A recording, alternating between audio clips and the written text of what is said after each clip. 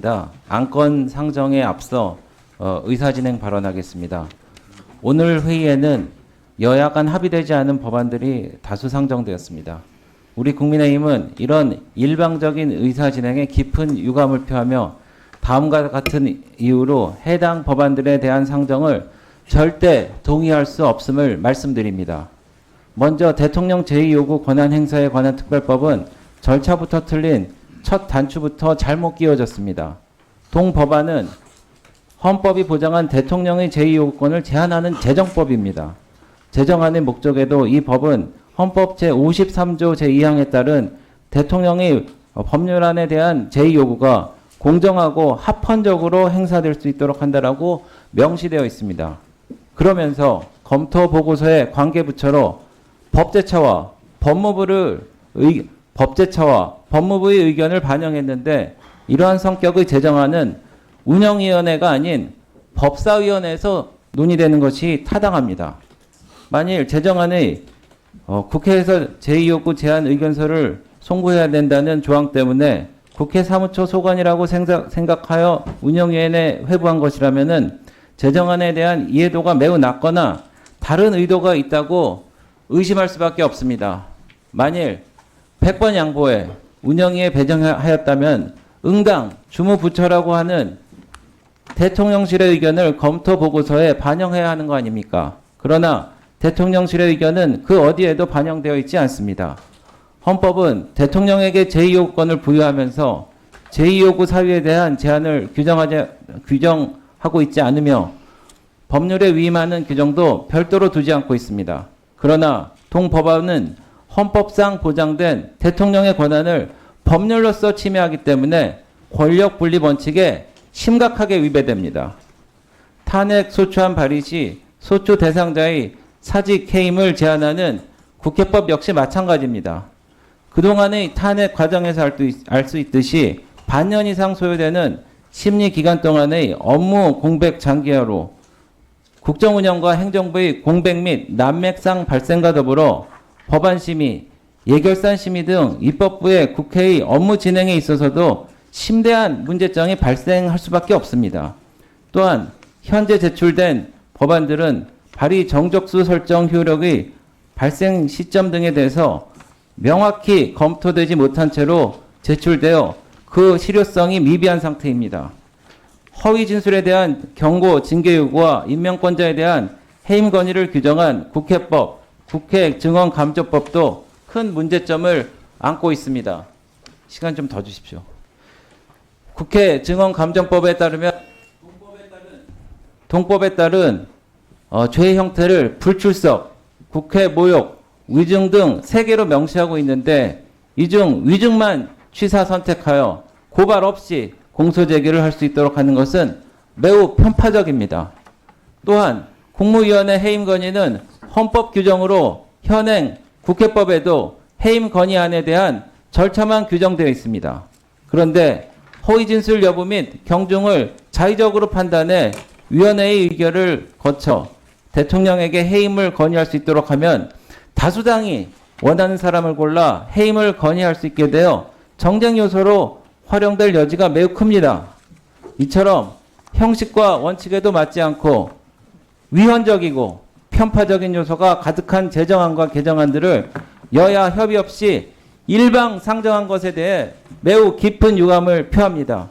특히 재정법의 소관 상임위 배정부터 여야 간의 재논의가 선행돼야 할 것입니다.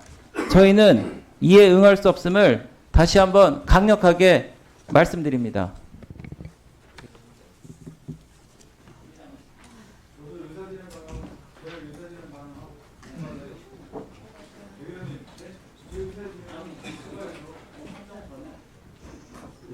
상정은 했고 의사진행 발언해 주세요. 일방적으로 하지 말라면 일방적으로 나가면 어떡합니까? 앞뒤가 같아야죠.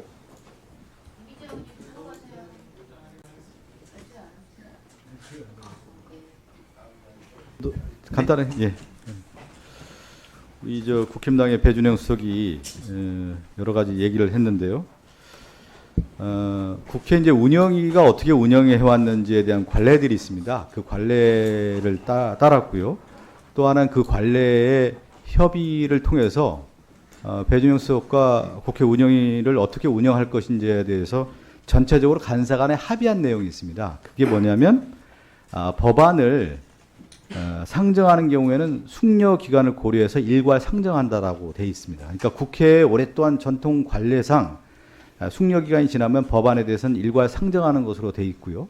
그것을 준해서 저희가 이제 국회 운영위가 구성됐을 때 여당인 배준영 수석과 함께 합의한 내용이 뭐냐면 그 관례대로 따르자 해서 법안을 상정하는 경우에는 일괄 상정한다 이렇게 되어 있습니다.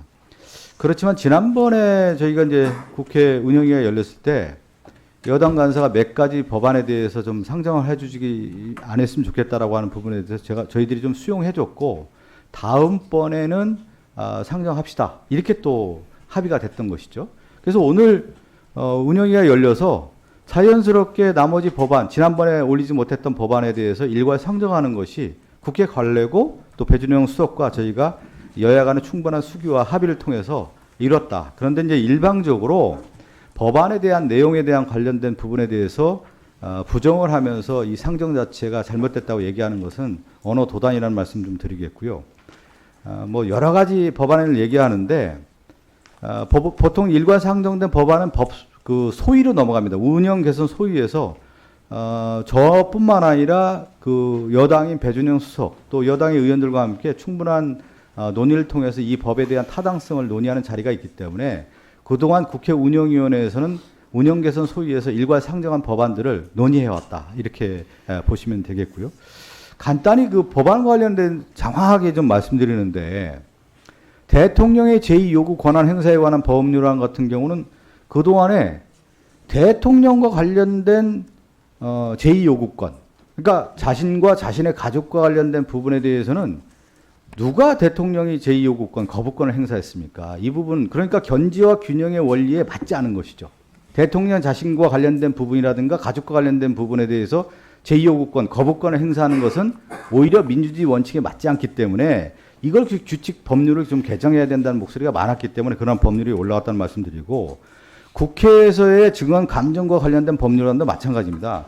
국회에서 많은 증인들이 오는데 이 위증과 관련된 부분이 있고 불출석의 문제 이런 여러 가지가 문제가 있기 때문에 국회 운영 규칙을 좀 바꿀 필요가 있다는 목소리가 있었기 때문에 이 법안들이 올라온 건데 이것을 상정하고 일괄 상정하고 소위에서 충분한 논의의 장이 마련되어 있다고 하면 거기에서 얘기하면 되는 건데 이 법안 상정 자체를 부인하는 것은 기본적인 민주주의 원리에도 맞지 않고 그동안의 국회 운영위원회의 관례상도 맞지 않고 또 하나가 뭐냐면 제가 여당 간사와 함께 충분한 논의를 통해서 협의를 통해서 해왔다는 점을 저희가 강조드리는 건데 일방적으로 자기 주장하고 듣지 않겠다라는 것은 뭐냐면 귀와 입을 닫겠다는 거 아니겠습니까? 귀를 닫겠다는 태도에 있어서는 저는 여당의 책임지는 그런 모습은 아니다. 이렇게 말씀드리겠습니다. 다시 한번 강조하지만 충분한 논의를 했고 협의를 했다는 말씀드리고 국회 운영의 위원회의 관례를 따랐다. 이렇게 말씀드리겠습니다. 위원회의 관례를 따랐다. 이렇게 말씀드리겠습니다. 네. 예, 윤종근 의원님 의사진행 발언해 주시기 바랍니다.